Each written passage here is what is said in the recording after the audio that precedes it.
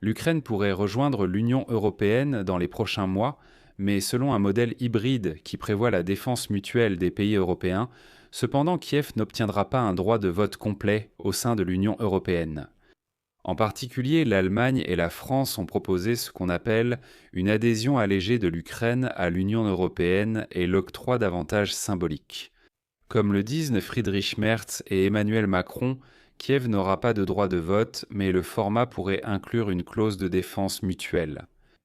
D'un côté, pour l'Ukraine, c'est une voie directe vers une adhésion complète à l'avenir, et pour l'Europe, c'est une véritable protection assurée par les forces armées ukrainiennes, car les armées européennes ne sont objectivement pas prêtes pour une grande guerre.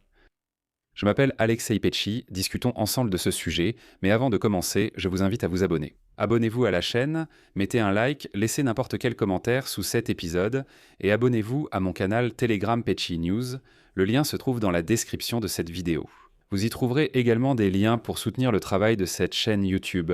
Je vous serai reconnaissant pour tout don ou sponsoring de votre part. Ainsi, après la tournée européenne retentissante de Volodymyr Zelensky, l'Allemagne et la France ont appelé à accorder à l'Ukraine des avantages symboliques lors de la phase de préparation à l'adhésion, excluant les subventions agricoles. L'UE et le droit de vote, ce qui ne correspond pas aux espoirs de Kiev d'une adhésion accélérée après un éventuel accord de paix avec la Russie. C'est ce qu'écrit aujourd'hui le Financial Times. Mais cela ne signifie pas que Kiev obtient une adhésion simplifiée ou hybride à l'Union européenne. Mais que signifie tout cela? Voyons maintenant.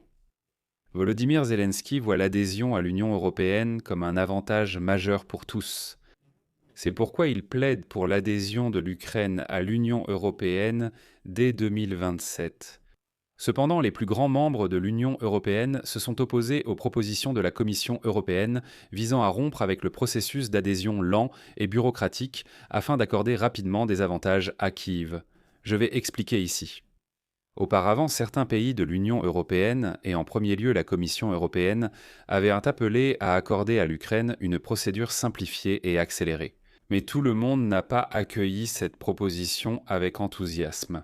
En premier lieu, la France et l'Allemagne se sont opposées à cette proposition et ont présenté leurs propres options.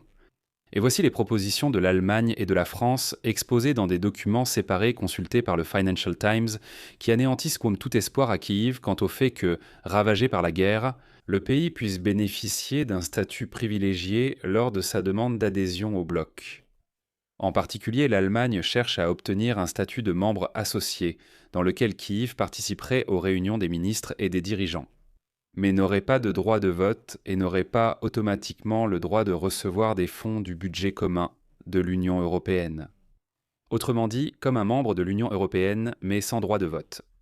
La France appelle cette adhésion intermédiaire le statut d'État intégré, selon lequel l'accès à la politique agricole commune et au financement européen devrait être reporté. Des politiques telles que la politique de cohésion devraient être reportées à la période suivant l'adhésion à l'UE. Et c'est là que la vérité désagréable éclate. La récente défaite électorale du Premier ministre hongrois Viktor Orban, qui avait opposé son veto au début des négociations d'adhésion de l'Ukraine, a suscité un certain espoir de progrès. On se disait, eh bien maintenant il n'y a plus d'obstacles, Orban est parti, donc c'est bon, lançons les négociations et accueillons l'Ukraine dans l'Union européenne. Cependant, la grande majorité des membres de l'UE nourrissent de sérieuses inquiétudes quant au fait qu'accorder à l'Ukraine et à d'autres candidats une adhésion accélérée à l'Union européenne pourrait saper la dynamique politique du bloc et diminuer la valeur de l'appartenance. En bref, Viktor Orban était simplement celui qui s'opposait publiquement à l'adhésion de l'Ukraine à l'UE, mais il y en avait aussi qui le faisaient en secret. Eh bien, il se cachait derrière le fait que, écoutez, l'appartenance à l'UE est quelque chose de très important, donc on ne peut pas simplement l'accorder comme ça. Il faut faire souffrir des pays comme l'Ukraine pendant plusieurs années pour qu'elle apprécie vraiment ce qu'elle obtiendra finalement en rejoignant l'UE.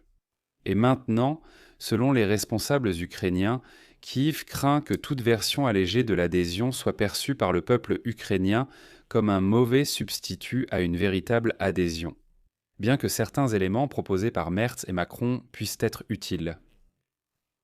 Les propositions franco-allemandes sont apparues après le rejet quasi unanime du concept dit d'élargissement inversé proposé par la Commission, qui prévoyait d'accorder à l'Ukraine une adhésion à part entière sans remplir tous les critères de l'UE, et ensuite l'obtention progressive d'avantages financiers et autres à mesure que ces indicateurs seraient atteints dans différents domaines politiques. La principale différence entre l'idée de la Commission européenne et les concepts de Paris et Berlin réside dans le moment où l'Ukraine pourra nommer des membres de l'Union européenne et obtenir le droit de vote dans les conseils décisionnels du bloc. La proposition de l'Allemagne indique que le nouveau statut aura une force symbolique grâce à son nom et pourra être accordé par une décision politique des dirigeants de l'UE, ce qui permettra de contourner les longues procédures. Et voici un point intéressant. Une version plus souple de l'adhésion inclurait la clause de défense mutuelle de l'UE, considérée comme l'un des avantages clés pour l'Ukraine, étant donné que l'adhésion à l'OTAN est exclue dans un avenir proche. Une telle clause pourrait être effectivement appliquée par une simple déclaration politique. Cependant, il n'y aura pas d'utilisation automatique des fonds budgétaires de l'Union européenne. À la place, l'Ukraine sera progressivement intégrée au programme de financement de l'UE en fonction de l'avancement des négociations et des règles transitoires. Autrement dit, l'essentiel est que l'Ukraine soit d'abord acceptée de manière hybride. L'Union européenne reconnaît l'Ukraine comme membre de l'UE, mais ne lui accorde pas le droit de vote ni l'accès au budget de l'Union européenne. Mais au fur et à mesure que l'Ukraine remplira les exigences et mènera les réformes, elle obtiendra tout de même ses droits. Actuellement, il est proposé que l'Ukraine remplisse d'abord toutes les conditions, toutes les réformes, tous les clusters, et ainsi de suite. Et ce n'est qu'après cela que commenceront les négociations d'adhésion. C'est-à-dire, vous comprenez, ce processus inversé, c'est-à-dire qu'on accepte d'abord, parce que l'Ukraine a déjà mené suffisamment de réformes, on accepte, mais ensuite, pour obtenir tous les avantages, tous les bonus de l'adhésion à l'UE, il faut encore réaliser beaucoup de réformes. Il est important de noter que les deux pays, l'Allemagne et la France, soulignent que cette version simplifiée n'est pas une alternative à l'adhésion à part entière, mais représente, selon Berlin, une voie substantielle et facile à mettre en œuvre vers celle-ci, vers l'adhésion, qui jouera le rôle d'accélérateur sur ce chemin. C'est déjà ce qu'a déclaré Paris. Mais voici la question de la défense mutuelle. La question a clairement un sous-texte caché, car en plus de l'aide de l'Europe à l'Ukraine, cela signifie aussi le processus inverse, c'est-à-dire l'aide des forces armées ukrainiennes à l'Europe. Et c'est là qu'il y a matière à réflexion, et pourquoi Paris et Berlin promeuvent si activement précisément ce concept d'adhésion de l'Ukraine à l'Union européenne.